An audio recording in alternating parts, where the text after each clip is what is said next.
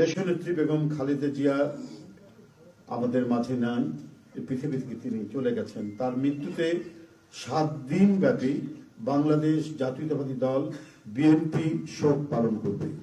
7 দিন ব্যাপী বাংলাদেশ জাতীয়তাবাদী দল শোক পালন করবে। কেন্দ্রীয় কার্যালয় সহ দেশের সকল কার্যালয়, সকল দলীয় কার্যালয়ে 7 দিন ব্যাপী কালো পতাকা উত্তোলন করা হবে। দলের সকল স্তরের নেতাকর্মীরা এই 7 দিন ব্যাপী কালো ব্যাজ ধারণ করবে।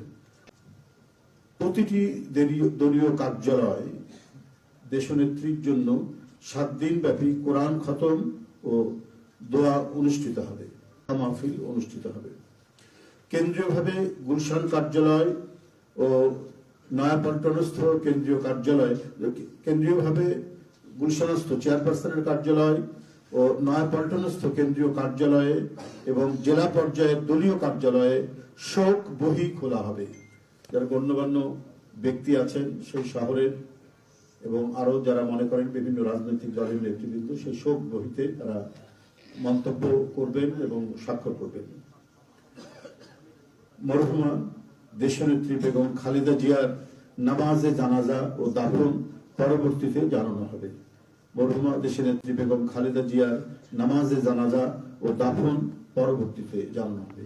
এই ছিল কর্মসূচি। ধন্যবাদ আপনাদের সবাইকে।